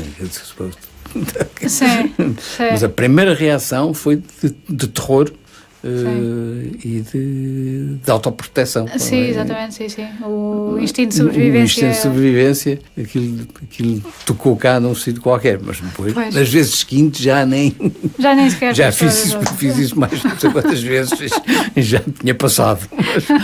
Mas aquela foi a primeira vez. E de facto foi a primeira vez que eu estive em terreno descampado, sem proteção à volta, sem não sei quantos tipos, todos vestidos com... Sim, sem paredes, não é? Sem paredes e sem pessoas a protegerem-me com... E depois da Croácia? Fui para Cuba. Para Cuba? Também ainda como embaixador? Sim, ainda continuo como embaixador. Eu imagino que a sua mulher já e para a Croácia também foi. Não, para a Croácia também foi. Sim. Em que altura é que esteve em Cuba? Tive de 2008 a 2013. Logo, tive na fase em que o Raul Castro era presidente interino, e depois na fase em que ele passou a ser presidente mesmo. Sim. E o Fidel Castro tinha falecido. Não falecido, não. Tinha abandonado todos os cargos políticos, de partido, isso tudo. Ok. Era só um pensador que escrevia umas coisas. Sim. Mas imagino que ainda ia influenciar muito. Sim. Não estou... E qual é então... Porque eu imagino que a América Latina também tenha uma forma muito diferente de lidar com a parte política, não é? Porque eu imagino que seja igualmente emotiva nesse aspecto. Cuba... Vamos cá ver. Cuba não foi fácil em termos de relacionamento com o poder político. É um regime que é muito opaco. Eu tinha mais acesso aos ministros iraquianos no tempo do Saddam Hussein do que tinha aos ministros cubanos. Apesar das grandes relações históricas entre nós e tal, não? E era mais fácil que os outros com eles. Bem, com os croatas, isso era... O croata, um sábado, em Zagreb, durante a manhã, se tiver sol, encontra metade do governo. Mas é que vai para ali pelas esplanadas e conversa com o Ministro da Defesa, conversa com... Se eles forem dali da zona, bem, se eles forem da costa, vão para a costa. Se forem da zona, encontra ali uma quantidade. O Presidente da República eu encontrava, não sei se era todos os sábados ou domingos, Wolf, dizíamos adeus um ao outro. Pronto. De maneira que eles vão cá para fora e tal. Mas que era fácil contactos com eles todos. Cuba era complicado, era muito complicado. Era muito difícil, era uma cidade muito... um regime político muito opaco. Depois, os cubanos também são outra coisa. Ao mesmo tempo, os cubanos são outra coisa. Sim. São expansivos, abertos. Agora, é um bocado difícil a gente... Quer dizer, para já, se estão ligados às estruturas de poder, não falam. Não falam, ou falam só aquilo que lhes interessa. Aquilo que vai lá no livrinho. Mas, ao mesmo tempo, são muito simpáticos e muito abertos. Pois, são afáveis, não é? São muito afáveis. São assim, naturalmente. São muito assim. São afáveis, são... E quando as pessoas sabiam que... Quando sabiam que esteve em Boston? Eles faziam alguma coisa, os cubanos? Se havia alguma mudança de... Nossa, quando eu estava... Ao contrário, há aí muitos mitos. Enquanto eu estive em Cuba, havia por dia 4 voos diretos da Havana para os Estados Unidos, para Miami. Não eram companhias oficiais, eram voos charter. Eram companhias de charter, mas que faziam voos regulares 4 vezes por dia. Quem é que voava nisso? No princípio, voavam os cubanos residentes nos Estados Unidos, que vinham de férias e voltavam. Podiam voar alguns cubanos e voavam os membros do corpo diplomático. Podíamos voar à vontade nesses voos. Eu estive lá 4 anos e meio. Isso foi assim, para aí, nos primeiros 2 anos e meio. Nos últimos 2 anos, voava toda a gente. O meu motorista foi de férias para os Estados Unidos, o cozinheiro, porque deixou de haver a necessidade de autorização de voo, desde que se conseguisse o passaporte, já não fazia. Mas é que isso foi uma mudança bastante importante para eles. De maneira que eles sabiam perfeitamente... Não havia essa... E havia excursões culturais. Eles tinham que vir, por causa do embargo, eles tinham que vir, digamos, sobre uma capa de uma excursão de cariz cultural, religioso, eu acho que às vezes de solidariedade social, aquelas relações people to people, mas cultural e religioso podiam. E de assistência podiam. E vinha gente fazer, quer dizer, dos museus e colecionadores vinham lá ver arte e comprar arte. Não podiam comprar. Não podiam? Não, mas vinham ver e depois, obviamente, muitos deles compravam por outros meios, mas estavam lá sempre cheios. Fartei-me de conhecer gente, alguns que eu nem sequer sabia quem eram. Lembro-me uma vez de ter conhecido, ficado ao lado de uma senhora com quem eu gostei muito e tal. Eu também tinha muita arte, e ela tinha alguma, quer dizer. E ela falou-me de diversos artistas, eu falei de alguns artistas cubanos, alguns pintores cubanos que gostava, coisas desse género. E depois um dia estava a ver uma revista e descobri que a senhora que era uma colecionadora com coisa... Um portfólio de não sei quantos milhões. Ai, Jesus. E disse, olha a minha amiga, afinal... Eu pensava que estávamos na mesma classe, mas não. Não. Essas pessoas têm a tendência para se esconderem. Ela está noutra liga, que não é a minha. E qual foi a lição tirada disso? Portanto, houve uma... Diz então que a nível político era muito mais opaco. Eu imagino que em Bagdá era... Em Bagdá, no tempo do Saddam Hussein, era mais aberto e mais fácil os contactos com os membros do governo. Sim. Não quer dizer que eles nos dissessem muitas coisas. Pois, mas a nível relativo... Mas fazia-se relações pessoais.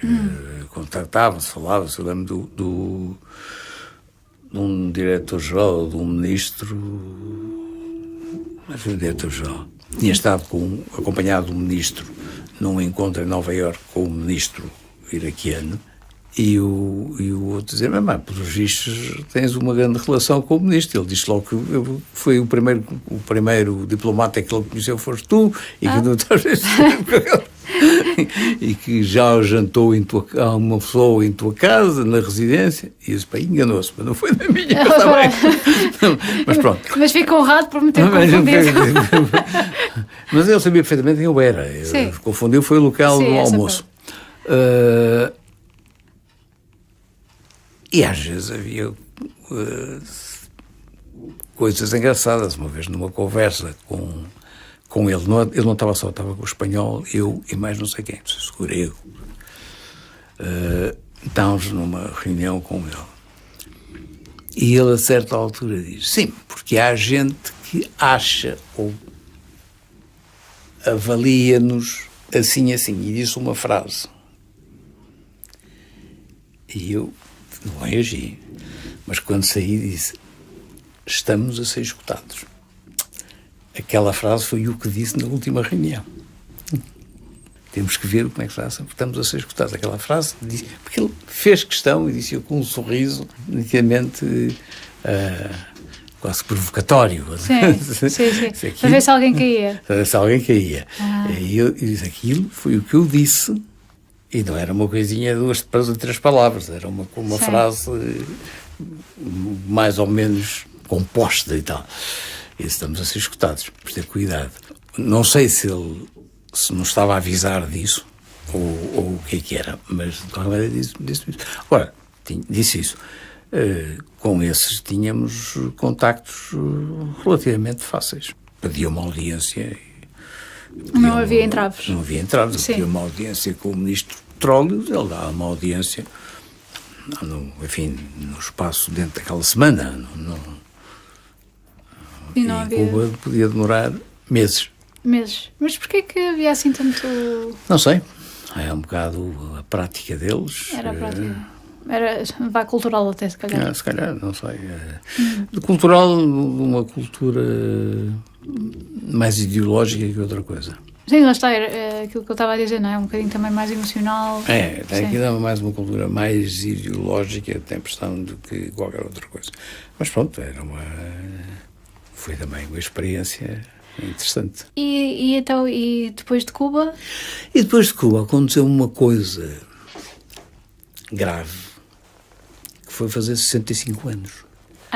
E a lei dizia, na altura, que quando se chegava aos 65 anos, acabava-se o serviço externo e regressava-se a Lisboa. Sim.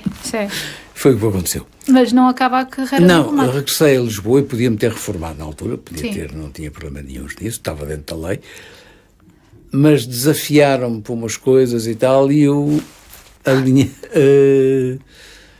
quer dizer, eu tenho uma certa dificuldade de recusar um desafio. De maneira que desafiaram por umas coisas e eu, pronto, fui fazendo. Eu continuo a fazer. Agora já estou jubilado, mas como a jubilação implica uma certa ligação ao Ministério e ao Ministro, o Ministro pode-nos nomear e o Ministro continua-me a nomear para coisas. Ok. E eu vou fazendo, agora todas na mesma área, claro, são todas questões relacionadas, mas eu vou fazendo trabalho. Só para terminar, porque eu sei que se eu não fizer esta pergunta, eu sei que vou receber uns quantos e-mails a dizer porque é que não perguntaste sobre isto, que é uma coisa que, de facto, foi mediatizada muitas vezes e eu penso que de forma muito errada, que é a imunidade diplomática. Por muitas vezes utilizadas em filmes para fazer com que o vilão da história seja difícil de alcançar. Para já, para que é que serve? A imunidade diplomática serve para uma coisa. Digamos que a ver pelas origens. O diplomata é um representante, um representante e um defensor dos interesses do Estado. E é um mensageiro. A primeira coisa foi proteger o mensageiro de ser degolado quando a mensagem não era agradável. Ok, sim, para não matarem o mensageiro. Não matarem o mensageiro. A origem da imunidade diplomática é isso, é dar ao diplomata determinado tipo de condições para poder exercer a sua profissão. E essas condições, a imunidade não salva ninguém, nem se cometer um crime grave, está na mesma sujeita às leis. Agora, o levantamento da imunidade tem que ser decidida pelo Ministério de Origem.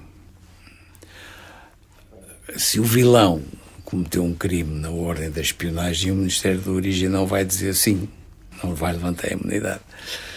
Se o vilão teve um acidente de viação e é um país onde ele pode ser maltratado por isso, se calhar também não. Agora, se ele assassinou alguém, não sei quantos ministérios é que dirão... Começam a lavar as mãos, não é? Quer dizer, como é que lavam as mãos disso? Pois. Bem, a imunidade serve para isso. E a imunidade, ocasionalmente, além das histórias dos filmes que aparecem, ocasionalmente há um caso ou outro em que se põe a questão da imunidade diplomática. A imunidade serve para proteger a pessoa, serve para proteger o edifício, serve para proteger as comunicações. Eu tinha imunidade e a mala diplomática tinha imunidade. Não podia ser violada. Mas é isso que serve a imunidade diplomática. Não é para proteger das maldades que nós estamos sujeitos na mesma ao cumprimento das leis locais. Por vezes podemos fugir um bocado a isso e tal, mas estamos sujeitos ao cumprimento das leis locais. É para o exercício da nossa função. A imunidade serve para o exercício da nossa função. Já encontrou alguma lei que fosse, digamos, culturalmente, em comparação com a nossa? Não é duvidosa, mas a nível tipo, caricato? Porque esta lei existe. Já. Bem, para já tem uma que me choca. Qualquer lei que contenha, qualquer país que contenha uma lei que inclui a pena de morte, para mim, revolta. Bem, tem a lei de morte. Agora, a lei, digamos, a formulação mais estranha que eu vi em toda a minha carreira diplomática era uma coisa que existia no Iraque no tempo de Saddam Hussein, que eram as chamadas leis secretas. Leis secretas? Sim. Eram leis, mas eram secretas. Logo, ninguém podia, quer dizer, a gente não pode nunca invocar o desconhecimento da lei, porque a lei é pública. Exato. Ali, se não cumprisse a lei secreta, cometia um crime. Se soubesse da lei secreta, Era um crime. cometia outro crime.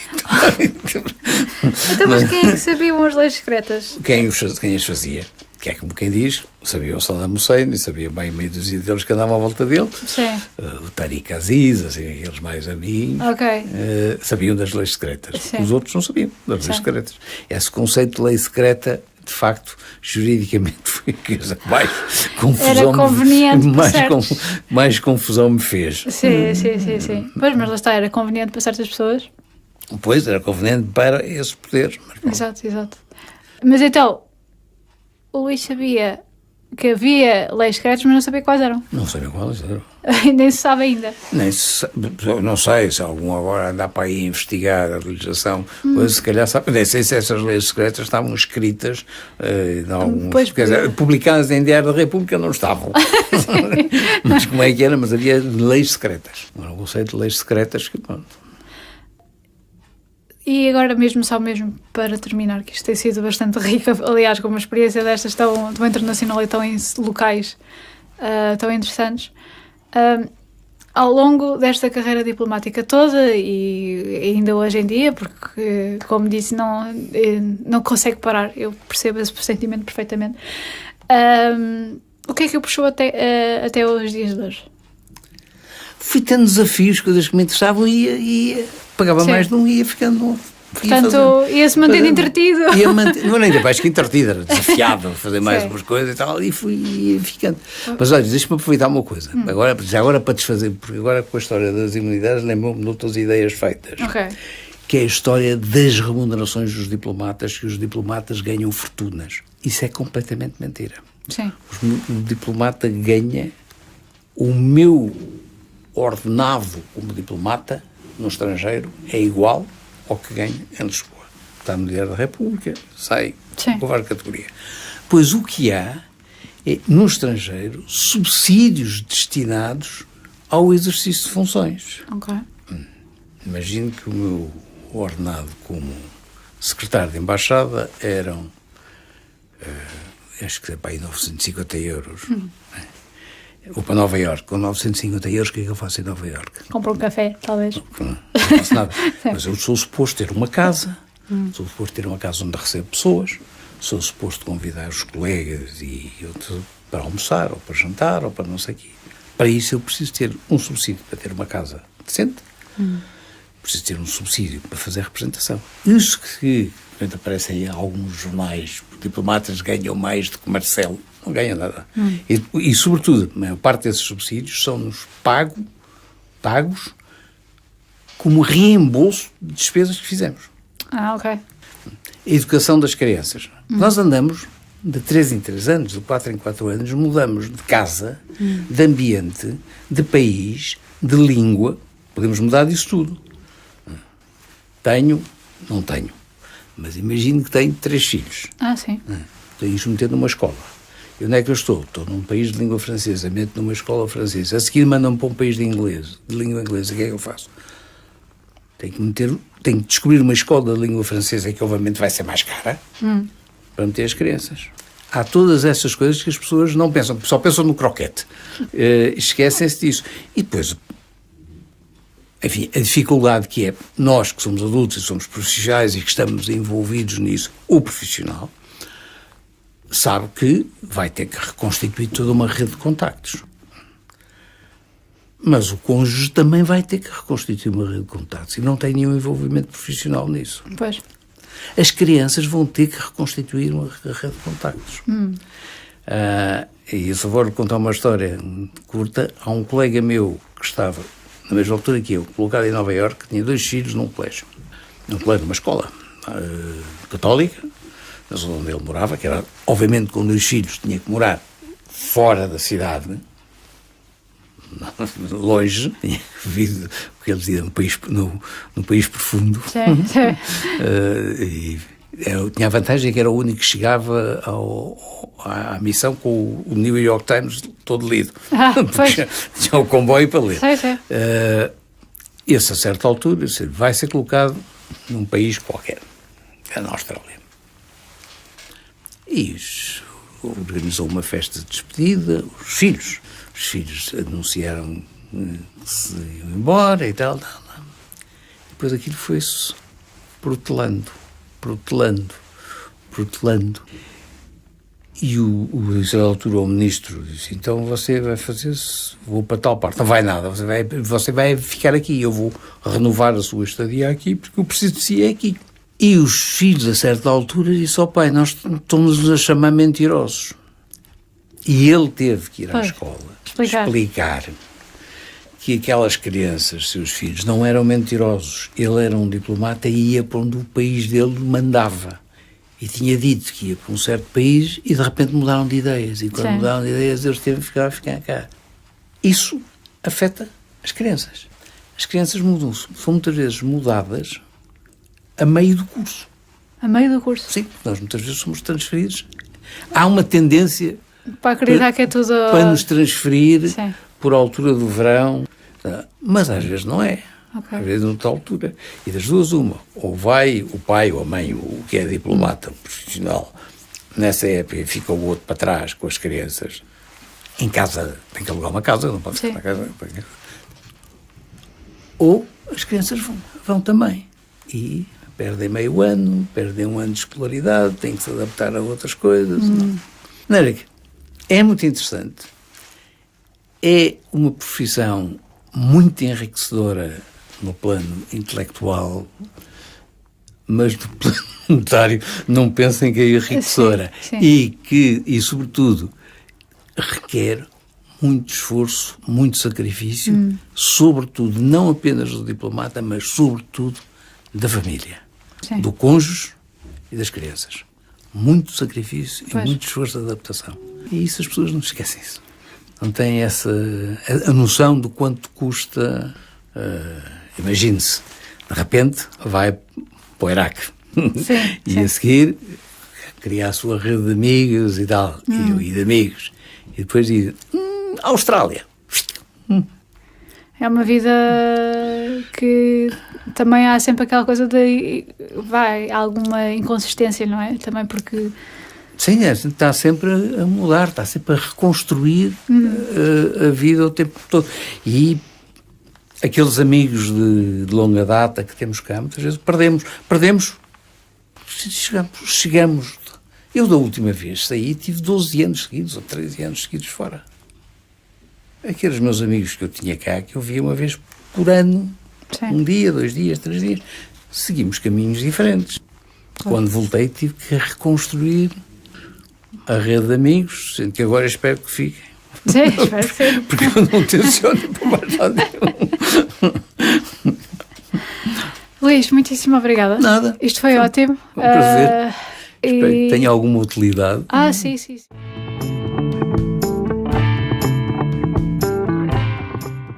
Espero que tenham gostado. Se querem saber o que Luís Barreiros faz hoje em dia, ele é chefe da delegação portuguesa junto da International Holocaust Remembrance Alliance. Já agora, para nos contactarem, e estamos sempre à procura de novos convidados, contactem-nos por e-mail no polpodcast@gmail.com ou pela página de Facebook de Polo Podcast.